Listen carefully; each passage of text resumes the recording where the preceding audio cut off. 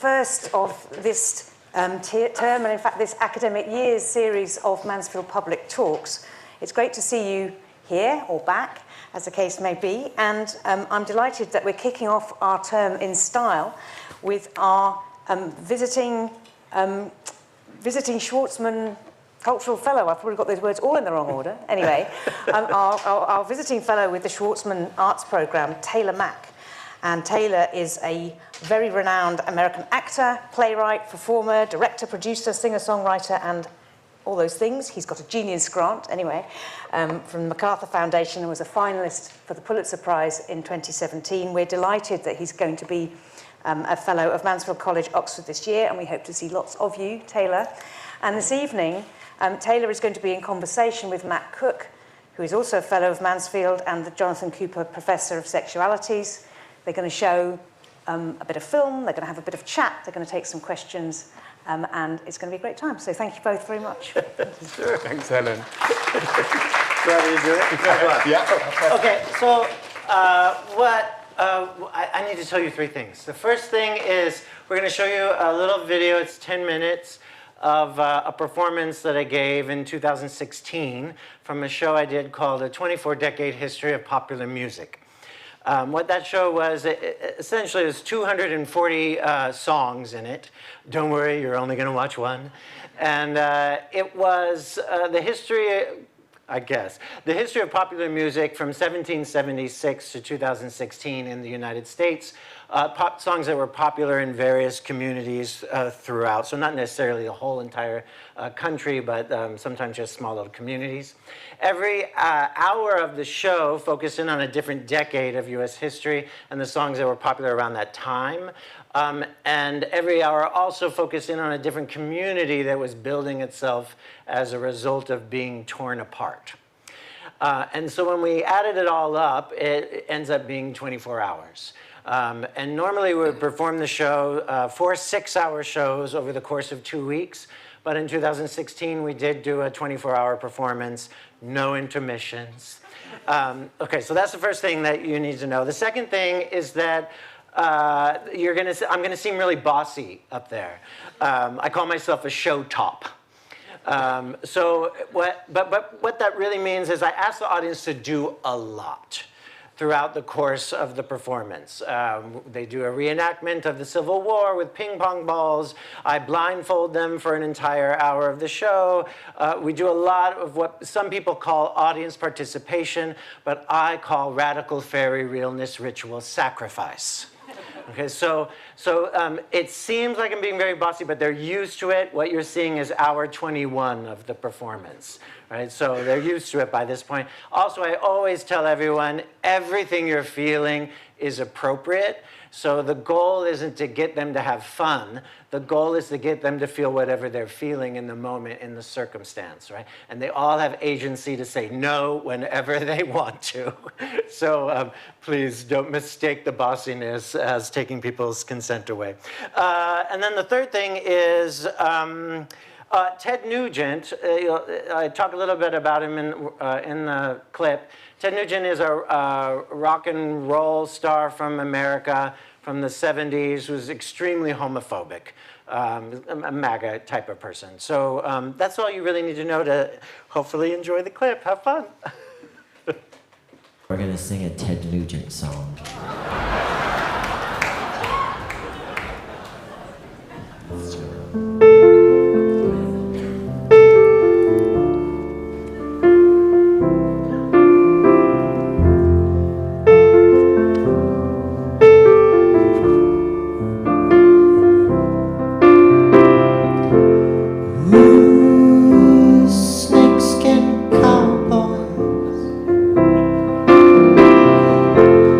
Ooh,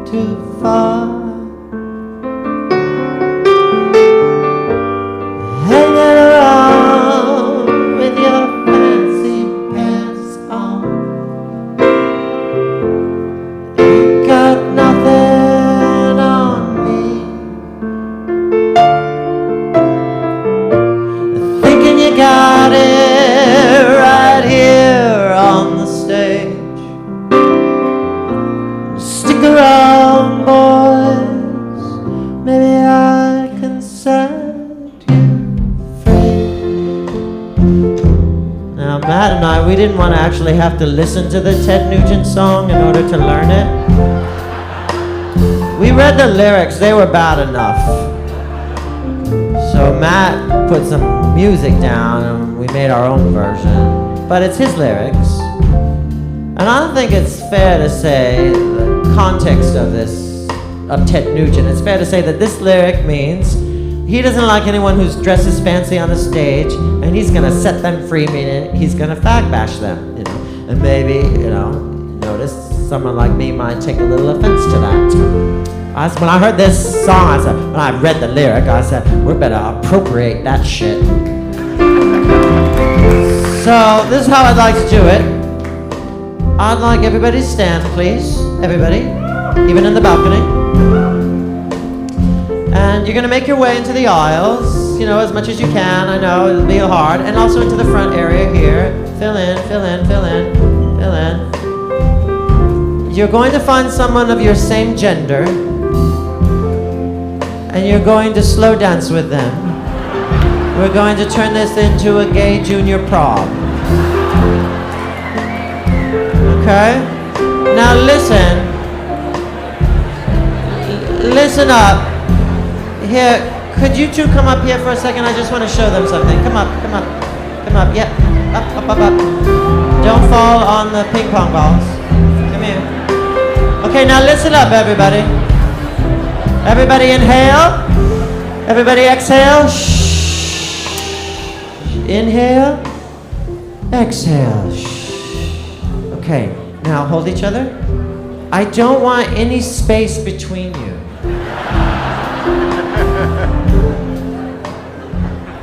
Okay, it's all right, belly space is okay. But I've noticed that straight guys like to kind of, when they hug, they put their pelvises as far away from each other as they can. No, you're gonna hold each other.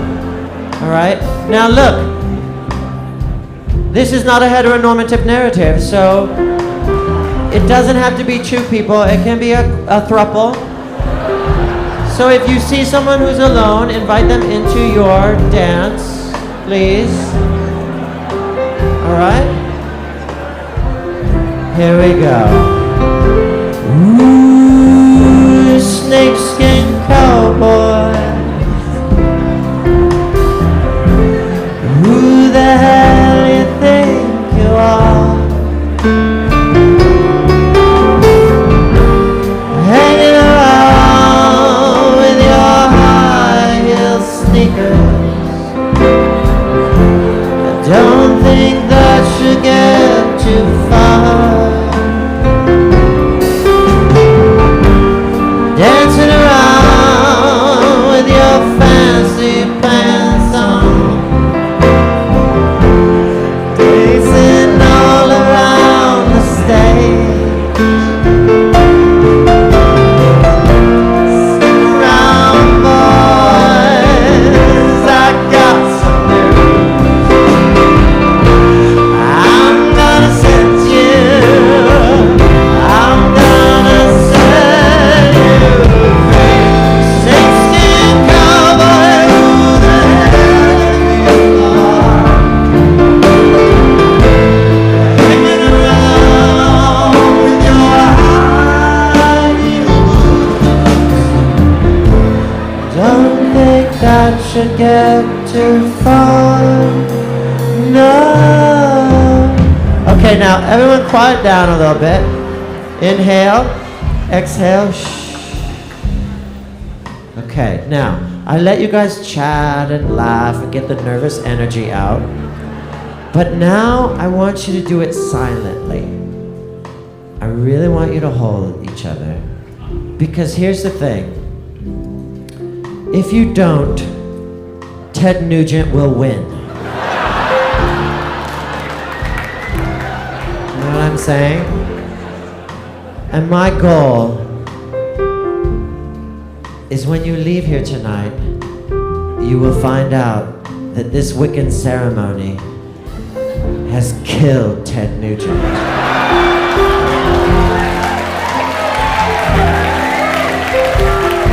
Metaphorically, I don't want anyone dying on my watch, but metaphorically, I don't mind it. Now, we've been performing this number all over the world. We have. And every day I go out and I'm like, did he die? Did he die? So far it hasn't happened. Tonight could be the night. But if it doesn't happen tonight, just know it might be next week or the week after that. But when Ted Nugent eventually does die, you will know we did it. Okay? So, but in order to do that, you have to take it very seriously. Now, I've also performed in places like South Carolina, where we've done this. It was very difficult for them to take this seriously. Eventually, we got it to happen, but it took about 9 hours. So just know that could happen tonight. But if you can't take it seriously, just understand that you're not as liberal as you think you are. Because all that nervous laughter, yes, it's about dancing with someone you might not know and being intimate with them, but it's also a little bit about homophobia, right? Okay, so you're gonna hold each other. You're gonna do it without speaking, without giggling, and you're just gonna hold each other and dance while Matt plays a solo.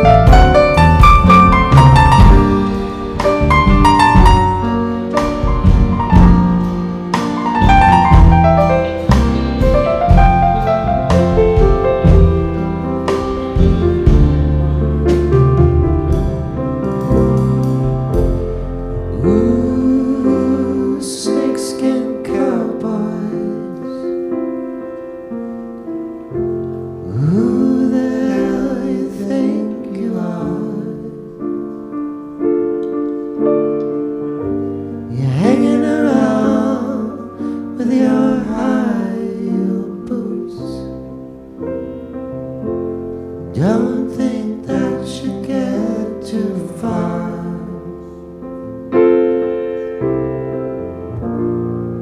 Ooh, snakeskin cowboys.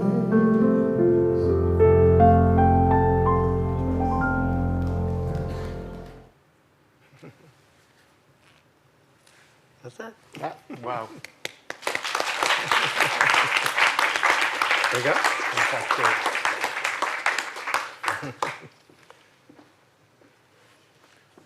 Wow. Thank you for showing us. Thank you for sharing that.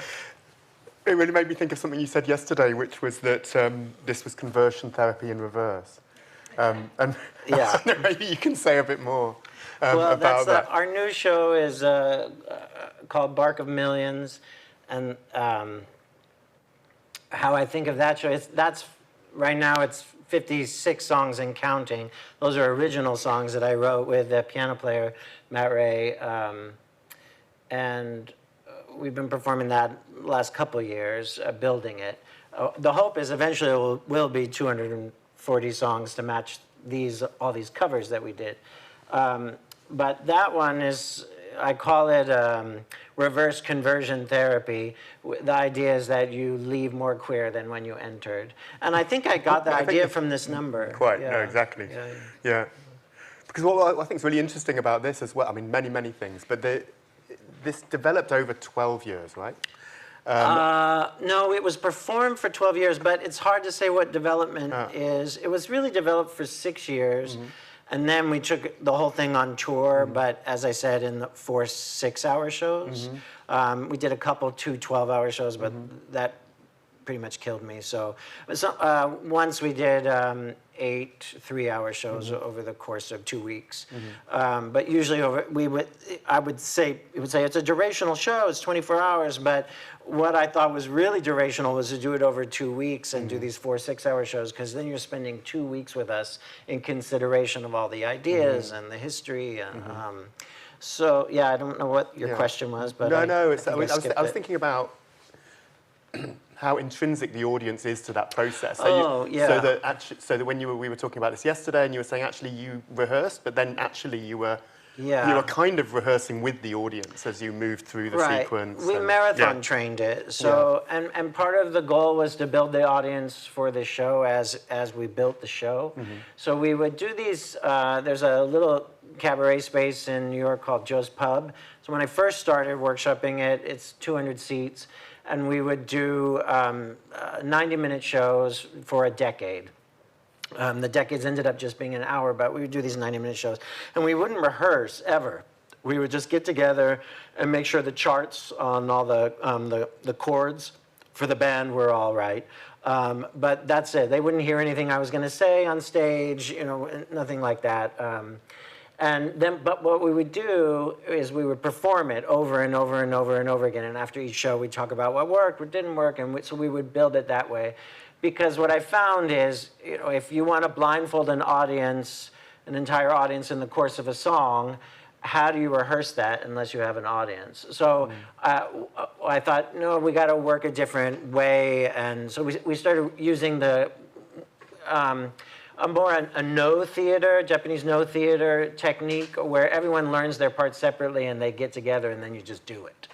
And so that became really useful to us in this process, but also it was about building the community over many years that would come to hang out with us for 24 hours, because the audience stayed for 24 hours. Amazing. Yeah, and we had to build their trust. And they'd been with us through the entire experience of developing the work. So they were following it was partially their show. Yeah, and not everyone had seen everything, but yeah. But I mean, it also came out of New York and out of a subculture and spoke to a subculture. Very much so, yeah. I mean, it came out of many subcultures, but yes, I built it primarily in New York. But then we toured and traveled and workshopped in lots of different spaces to see how it would work with different audiences, and it was the greatest Ponzi scheme. I just got booked everywhere, for.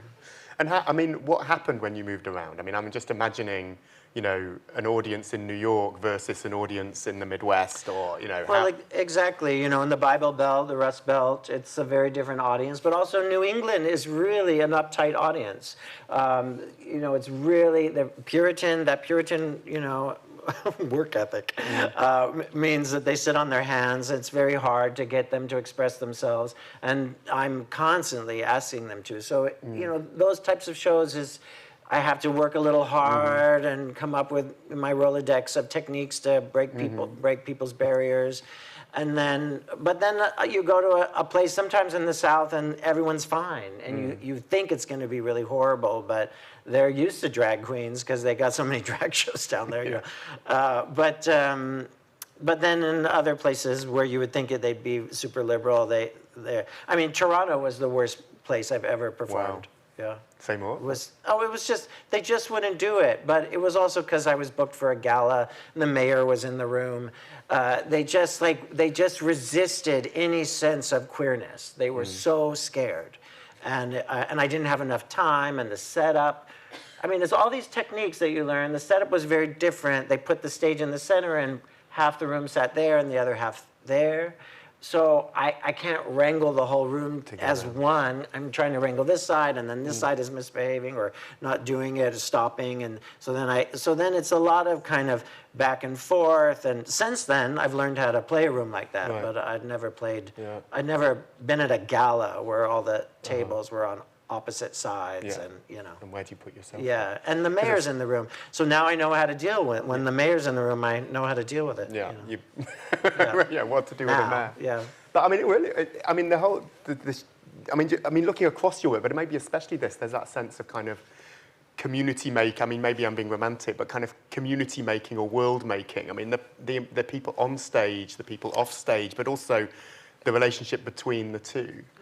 That's one of the things I didn't describe is that we start off with 24 musicians at the start of the show, so the big orchestra on stage, and then every hour we lose a musician because the entire show is a metaphor for the AIDS epidemic.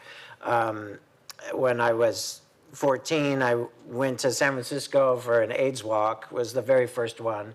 And the first time I ever saw an out homosexual, it was thousands all at the same time. But the reason they were gathered was because they were all dying.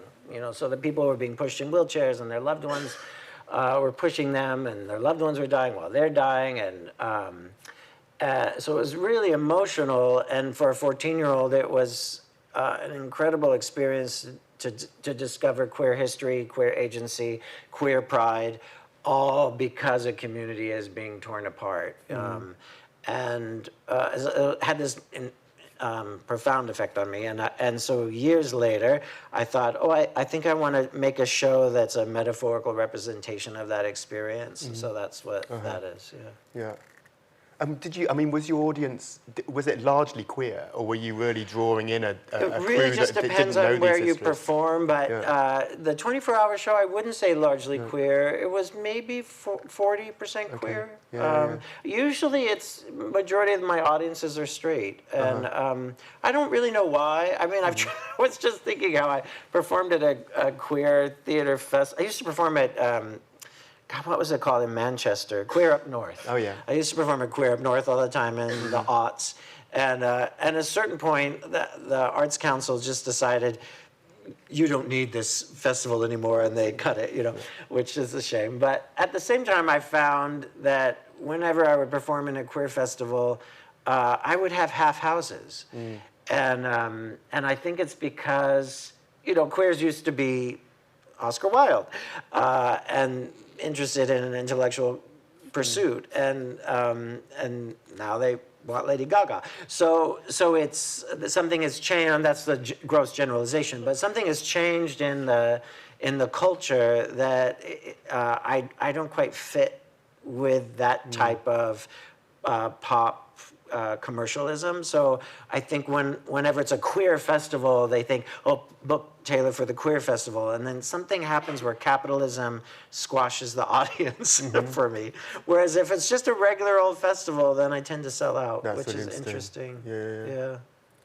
And then that relationship with the audience that we're kind of riffing on is very different with Bark of Millions, right? Because you were saying that there's something interesting about, after 12 years of 24 decades, people are like, oh, this isn't the same. This is a different experience, a different kind of, and they were expecting you to do the same thing. Well, in this one, it's like all covers that we're singing, we're deconstructing it. I'm making 240 songs that were, you know, probably 235 of them were written for heterosexuals, you know, and so I've queered them just by singing them. I mean, but even like Yankee Doodle Dandy, I mean, it doesn't take much to queer it, but wasn't written with the intention of it being a queer song.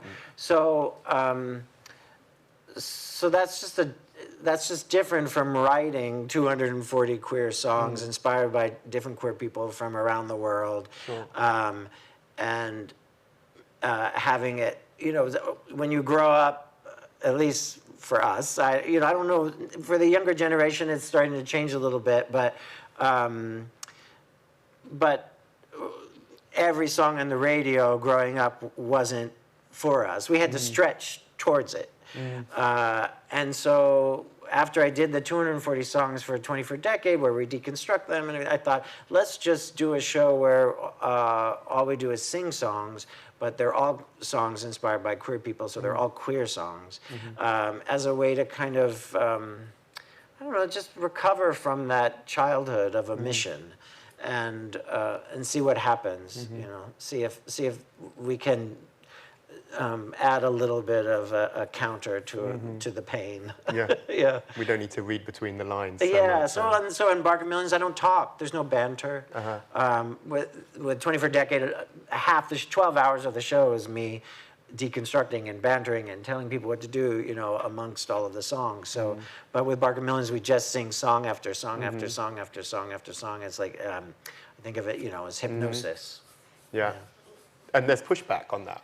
Well, there was pushback because people, I mean, that's just art. I don't know if it's everywhere, but in America, it's all about branding, right? So you become a thing, you become what you are, and then you're supposed to be that thing for the rest of your life in order to sell yourself. So as I say, in order to win at capitalism, you have to learn how to reduce yourself to one very sellable branding, and so that's not what I'm interested in. It's not what the community that I sprung from is interested in, and so it's been interesting to see a larger culture embrace what I do and then get upset that it's different now.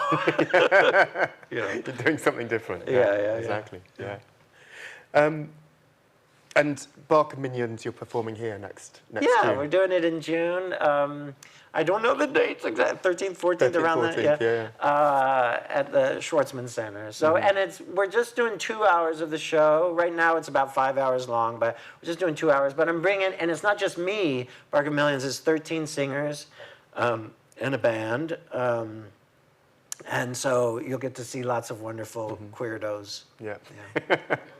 And what's the aspiration? I mean, it's in a way, it's radically different from 24 decades in terms of the relationship with the audience and all the things you've talked about. But there's a similar, a kind of accretive process of kind of layering up, right? So it's a kind of, it's kind of expanding each year.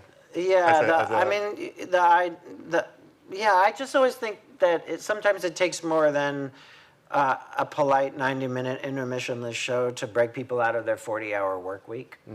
And so I do like to play with length and time, and oftentimes when we're coming to a community, I've never performed in Oxford before, so when I'm coming to a community for the first time, I just do a little intro just to kind of warm you all up, and then maybe we come back at a later date and do the full thing, you know. Or we do it in London and you guys come over and see it if it's something you're interested in. Exactly. Yeah, because it takes us back in a way to place and space, and it feels like, you've been talking about performing in the Midwest and in the South and New York and London, Manchester, then you're coming here. And so it's quite interesting how the performance shifts in each place. But it also seems to me that you're interested in place. I mean, there's this wonderful film. Well, you described the Whitman film or I can, but tell. Well, go ahead. You can. No. There's a wonderful film where Taylor takes Whitman's poems, but instead of reciting them in a space like this, it's filmed in nature and amidst nature, and it's actually one of the most incredibly moving pieces of work, and it's partly because it's embedded in place and embedded in the kinds of places that Whitman evokes in some senses. Yeah, it's interesting. Well, I've been reading Peter Brooks's The Empty Space for a particular project, and he talks about, I think he wrote it in the 70s. I don't know when he wrote it, but it was. He talks about the theater is pretty deadly. You go to the theater and you're bored, and he was saying, theater needs to be holy, but it also needs to be rough, but it also needs to be a ritual, and it needs to be a happening, and I mean, part of my ego is like, that's what I've been doing, and I did it before I read his book, But the other part of me is that yes, that's place is about moment to moment. Place is place's content. Place is form, and so the form always dictates the content, and I think the place does too. So you can perform in a theater and try to transform the energy, but if you ignore that it's a theater, that's folly. And so what what an outdoor festival does to a show, as opposed to a black box, as opposed to the opera house, as opposed to a circus tent. These are all really exciting things that I primarily learned in England, because I went to Edinburgh for a solo show and got booked all around England, in every little tiny theater, big theater that you can imagine, and just performed at the midnight show and the 2 o'clock show and on the set of the Glass Menagerie, and just like doing my little suitcase show with just me on the off nights at every theater. And I really, place just became so important to the work, to how it's the invitation to everything. And then what film allows you with that film, I mean, it's actually to go into nature, right? And, Yeah. And to kind of, Well- I mean, in a sense, it kind of re-queers Whitman. Yeah, I mean, Whitman... I mean, he's queer enough already, but I mean...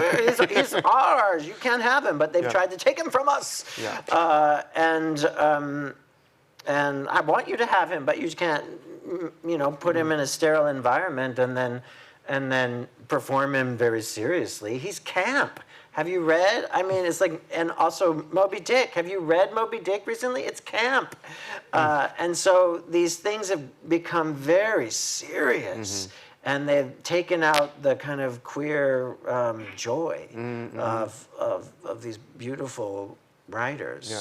So I just like to insert it back in. And also camping Whitman is also deeply moving. I mean, it's really worth, I mean, the film is on Taylor's website, and it's not just silly. No, it had me in not tears. Not that that's wrong. No, but, silly's good. Silly's good, but it's part of the language. Yes. Absolutely. Yeah. And so now you're in Oxford, and you're and there's Bark of Millions. But you're also developing new work, kind of in conversation, in place. And how's that? I mean, the conversations we've had this week, you know, we've had groups of students and groups of academics, and it's great. Thinking in those ways. Yeah. I mean, I worked with a dramaturg for many years. She was like my second mom. And she passed away this last year, and I haven't worked on a show without her for 20 years. And so it was really interesting to just sit around a room with a bunch of academics and ask questions and hear people just spitball and talk and be in consideration with me because that's what I would do with Morgan, my dramaturg, and it's interesting to think of doing it with a collective instead of one person, because I thought, how could I ever replace her? And I don't think I can, but maybe I could do it in roundtables. Yeah. And it occurred to me that what academics do and what you do is very different, but in a sense, there was some real resonance too in terms of a kind of process of producing. I was thinking about the seminar we had yesterday where we had colleagues who were talking about their process of writing. And I was thinking how resonant that was or is with some of the things you've said about a kind of creative process or producing work. Yeah. I mean, I was so struck by the obsessiveness of people. And I thought it was so delightful because you do have to get a little obsessed by a subject and an idea. It has to take you over. You have to surrender yourself to it in a lot of ways, and it's not so different from making theater. It's just we just do it in our bodies too. Yeah. And there's a whole kind of course, strand of queer academic work which is also looking at bodies and performance as archives and so on. So that's interesting. It was somebody said. Was it you that was saying that? Oh no, it was that about the woman who was talking about economy, economics rather, and she was or they, I don't know. They were saying when in doubt, they were saying that that what is economy, especially when it comes to communities that have been forgotten or ripped apart or challenged. And it's sometimes economy is flirting, you know, who knows, you know, or I mean, do you have a sense? I mean, you've been on this for 4 days only, but do you have a sense of where you're going with this fellowship work, or what might come out of, or themes you're drawing forward? I mean, I have a almost draft of this thing. I've been writing furiously, so but I probably won't finish a real first draft till February. But yeah, I think I don't want to say too much, honestly. Yeah, I'm still floating around. I've been making this epic grand scale work with lots of people in it for a number of years now, and I've been making work with a lot of where the aesthetics are such a big part of the content, and I'm wondering how to maybe it may just be a midlife crisis, but how to get back to basics a little bit. Smaller. You know? Yeah. Just abandon me for a little while, and maybe just jeans and a. Maybe I think I might want to look like I bought my costume from H&M. Like I might just want to go the opposite of what. It's where my suit came from. Yeah, it might do interesting things to look sad on stage. Yeah. No offense. But also, you're also making work in a new context again, a new context of what's going on in the States. I mean, both Bark of Millions, but also... Yeah, it's so hard to say right Yeah. now. I mean, it's resist. But that has been... as I said, I was 14 years old. I'd never seen an out queer person before. So it's a very different way of growing up than it is now. So there hasn't been a time where I haven't been in resistance in my adult life. Even when I was 14, I bought an ACT UP button, or I was given an ACT UP button when I went to this AIDS walk at 14, and I put it on my backpack, and I was expelled from school. Wow. So that's the kind of world that it was. And so when I see everything that's happening now, there's a part of me that's been like, well, nice for the rest of you to all catch up, And then there's another part that is like, we've never experienced this kind of thing before, and it's horrible. And so there's parts of me that are just tired of resisting, and parts that are revitalized in some ways, because it's less lonely now than it has been. Because there's a sense in which the through line of all this work in all its different modes, there's different kind of textures of resistance, isn't there? Across your whole, everything you're doing. Yeah. I don't Including know. that kind of I don't know how reclamation. people make art that's not political. All art is political, so it's like you're either acknowledging it or you're not. Yeah. And you're inhabiting it. So. Maybe. Yeah, absolutely. That's you're living your life. That's what people say. Well, in real life, that's what they often say in rehearsal. In real life, and I go, I think this is real life. I think we're actually. This is it. Yeah, I think we.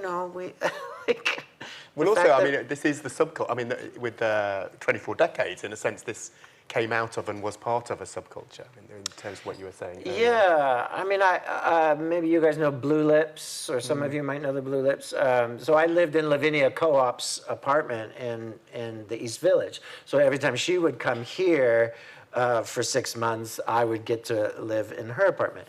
And then her tower of drag, would like fall on me all the time. And she would always say, "Don't wear it. You're not allowed to wear anything." And of course I did. But that's so it comes from a tradition of a particular, my drag mother, Flawless Sabrina. If you've seen this movie, The Queen, she was the MC of that doc. You really should see the film. It's incredible. So I come from or at least I found a community in New York City that is juggling lineage, and there was lots of gaps because again I moved to New York in the 90s early 90s when everyone was dying, so there weren't a lot of people who were passing the information on, so it kind of felt like I was inventing everything. But what I discovered later is that this one person, this Mabu Mines, they picked that up from Jack Smith.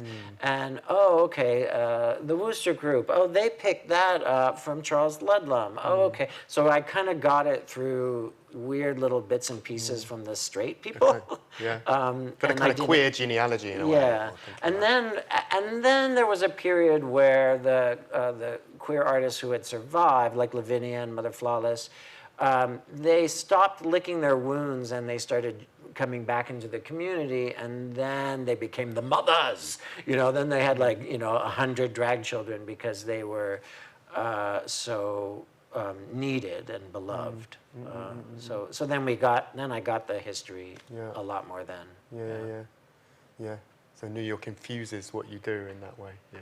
New York does? Infuses what you do. You just need a couple survivors. Yeah, absolutely.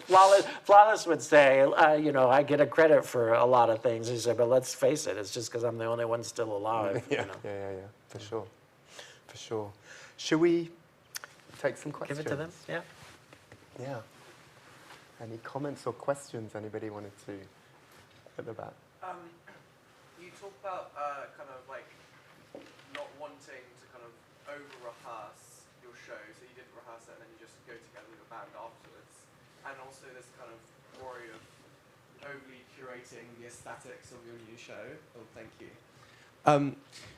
Do you think this is kind of a failing of more traditional theatre, which aims to kind of perfectly rehearse every single aspect of the show at the expense of authenticity? I wouldn't ever use the word failing, because all people are doing is getting together to experiment and try, so I wouldn't put that label on it. But I tried to work in the theater, and I found the theater wouldn't have me, So then I went, where will they take me? Where they would take anyone was the clubs. So I went to the clubs, and what I found in the clubs was that you had to be the biggest, loudest thing in the room to compete with the energy.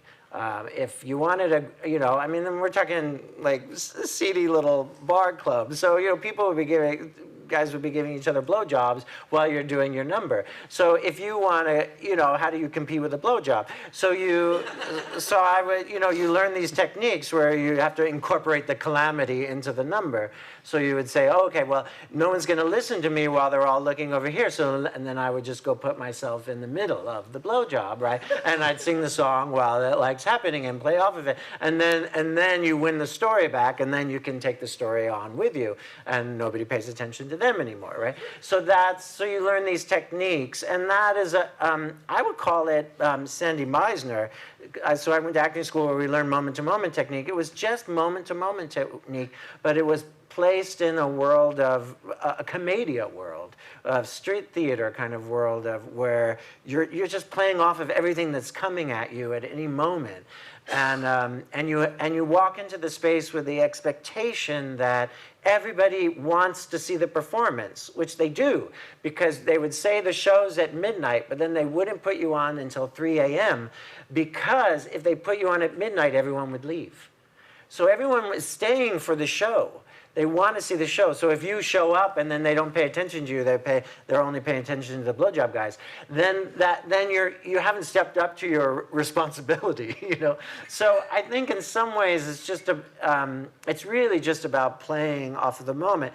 I think we're 20th, maybe we could call it 20th century theater, has maybe gotten less interesting at times, is by doing this thing that is really more a commercial producer's expectation. They call it freezing the show. So you rehearse the show, you get it up, you go through previews, it opens, and the show is frozen. And the stage managers will use that language. You're not allowed to change anything. It's frozen. And of course, that's death. So, and they want the show, if the show is 1 minute longer than it was last night, that is a failing, as opposed to something exciting happened. And it could be something boring happened, like an actor was indulgent, and took up and paused more. But it could mean that life was in the room, So I agree with Peter Brooks in the sense that you want a holy and rough theater. You don't just want a holy theater where everyone's respecting, and you don't just want a rough theater where it's just chaos and it's comedy and it's improv and there's no respect for the written word, right? But if you can find some way to do both of them, which is what I've tried to do, it can be really thrilling. And this is why I don't like just a queer audience or I love just a queer audience, don't get me wrong.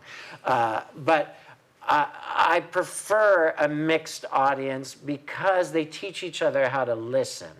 So I would do a song where I'd say something that happened to me. You know, one time I was having sex with a guy, and some guy I didn't know, and he put crystal meth up my butt while I was sleeping. So I say that, and I used to do this in a song on a ukulele and tell that story in a song. And if it's an all queer audience, they don't stop laughing. It shuts the show down. They're laughing so hard. If it's a all straight audience, they go, and they get very disturbed. When it's mixed, the queers teach the straight people how to calm down. I'm alive, I'm okay, it's all right. And the straight people teach the queer people, maybe there's some tragedy to this, right? So it's much better. It's more bounce, bounce, bounce, bounce, bounce. I really like a mixed crowd. Mm-hmm. Fantastic. Any more questions or? Moe. Oh.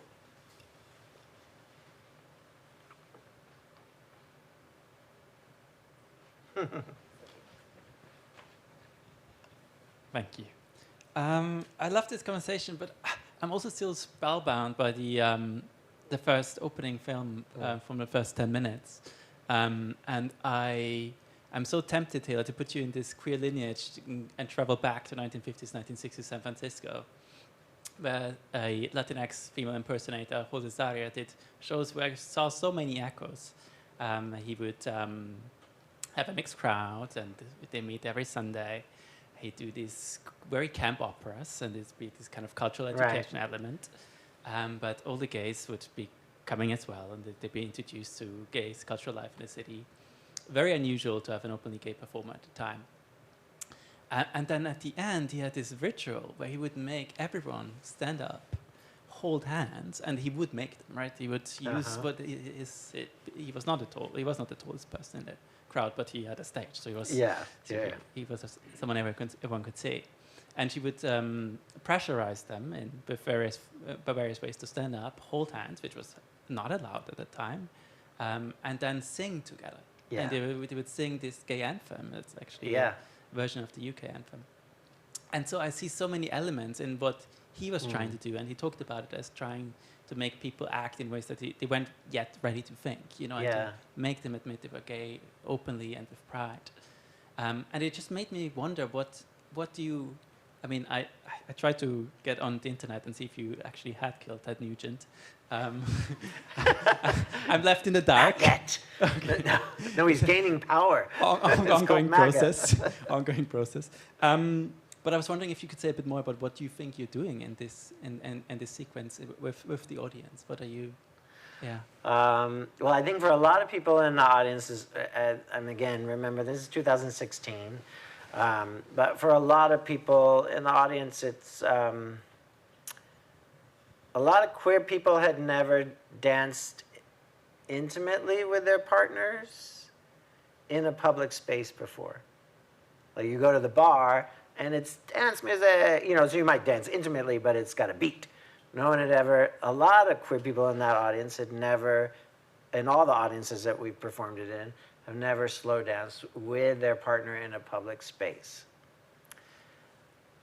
Most of the queer people in the audience had never seen a room full of straight people stretch towards queerness, ever.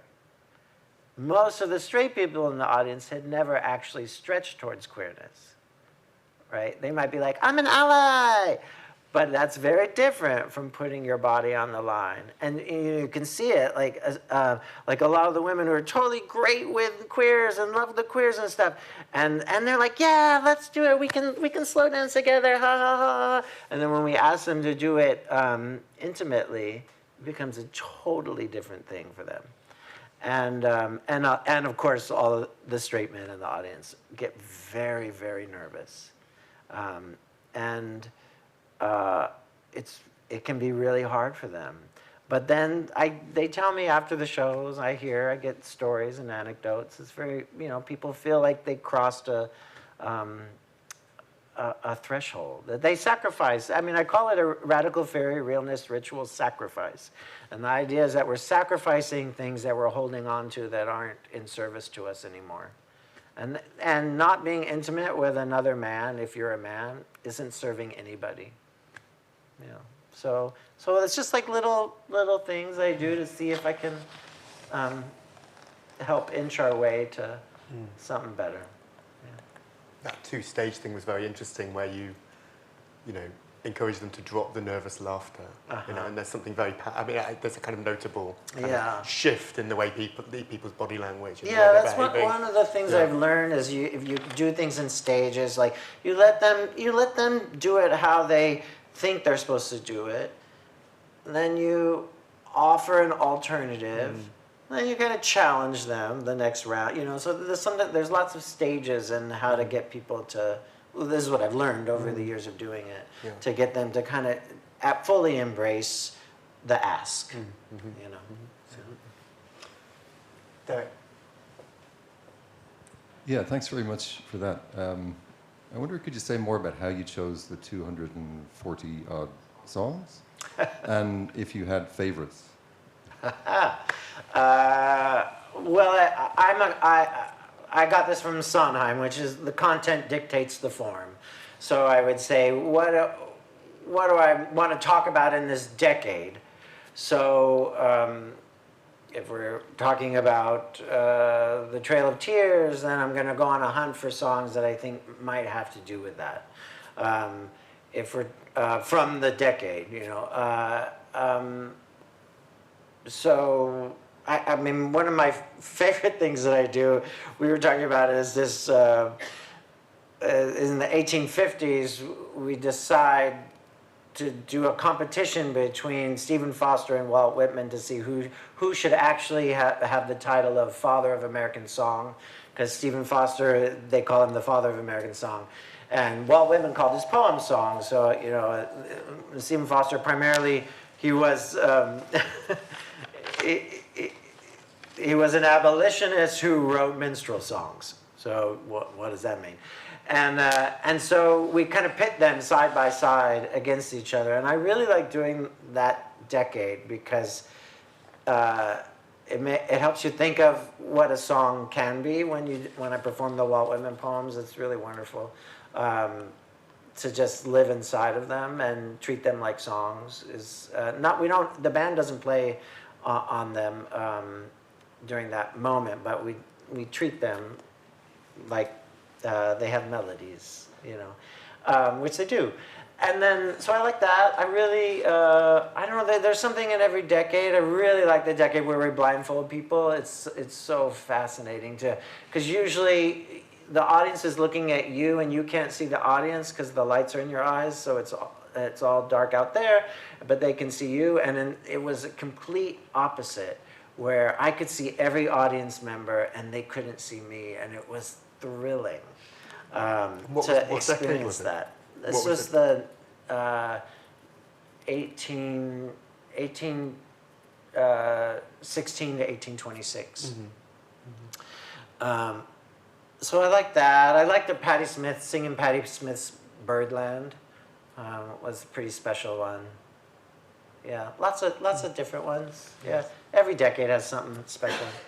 And every decade has some song that I hate, or multiple ones, because they weren't all. I don't like Yankee Doodle Dandy, but like what can we do with it, and how can we make it useful, and that was more interesting. Yeah. Fantastic. Thank you. Halo. Yeah, thank you. That was very enjoyable and pleasant to listen to. I love this phrase that you use, the stretching towards queerness. I thought that was a really wonderful phrase. And I guess, to me, I think one of the things that's very, when you were talking and kind of what you're trying to do in the performance, I mean, it already reminded me of, the lesbian Avengers of the 70s that had this, we recruit as their kind of tagline, right? Which 90s. The 90s. Yeah. Okay. Yeah. But this kind of orientation of recruitment, counter conversion, or what have you, I mean, it's very against another discourse, which is the dominant discourse today, which is, you know, born this way, right? And you have to respect people who they are, what their desires. Already, you know, people have their desires kind of set in stone. And so it kind of makes sense, the nervousness, the hesitation you would face from straight people. But I'm just curious about whether you faced kind of hesitation, opposition from queers around these kind of techniques that you're doing, right? From people who are maybe a bit more convinced of this, okay, you can't, what do you mean stretching people towards queerness? Everyone is who they are, and you can't really expand desire, what have you. I'm just curious whether you faced we're not a monolith, you know. There's lots of different, and certain people, especially in the theater world, it's a lot of queer people have very strong ideas of what theater should be, you know. Yeah, some people are really offended by what I do, but I don't. I don't. You know. Yes, people. You know, what I say to the audience is, I don't like audience participation either. You know, I really don't. When people ask me to participate in the theater, I always feel like they're trying to force their fun on me. So, and I always think, fuck you, I don't want to have fun, right? Because if I participate, I'm being a conformist, and if I don't, I'm being a party pooper. And so I get stuck in between, and I end up being like a lot of the queer people in the audience, which are like, you know. And so, but what I love about it is finding everyone where they are. It's trying to convince everyone. The goal isn't to get everyone to dance. The goal is to get everyone to consider the dance. So the goal, sometimes if you don't do it, like in Toronto when they wouldn't do it, that was the art that was in the room. So it wasn't a failing because the goal was to get everyone to consider, why aren't we wanting to dance with someone of our same gender? Why is that so hard for us?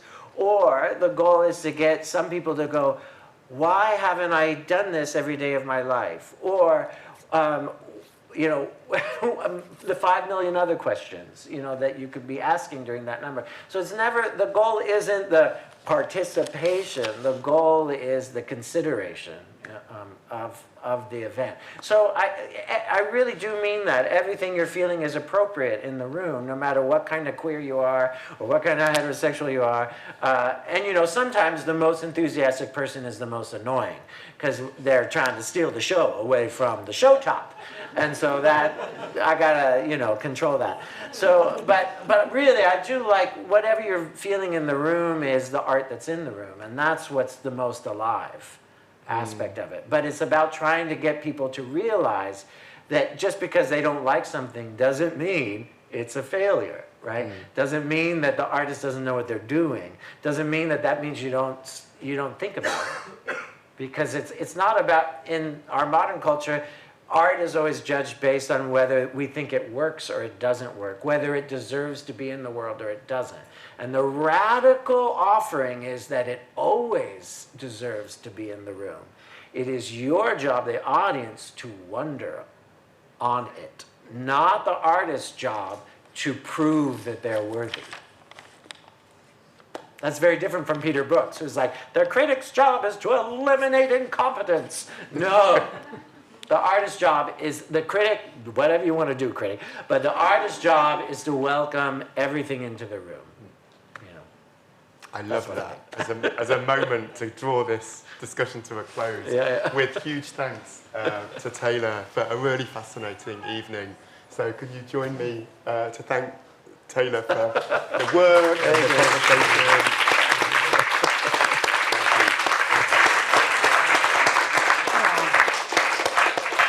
Yeah, thank you, Taylor, for an intense and moving and intellectually exciting start to your visiting fellowship here and to our series, our annual series of public talks. Thank you all for coming. Next week we've got 2. We don't usually do 2, but we have. So on Thursday we're going to have, and Poppy told me how to pronounce this, but I hope I'm going to get it right, Arndt Freitag von Lergenhofen, who was the German ambassador to the Czech Republic and NATO, and he will be talking about Russia's hybrid war on Europe and the threat to our security and cohesion. So heavy stuff. That's on Thursday at 5:30, and on Friday we have Dame Harriet Walter, the very well-known actor who is going to be talking about her book, She Speaks, What Shakespeare's Women Might Have Said. She'll be reading from it and in conversation. I've read it, it's fantastic, so do come along. And thank you very much. Okay, Thank you. bye. And thank you all. Thank you.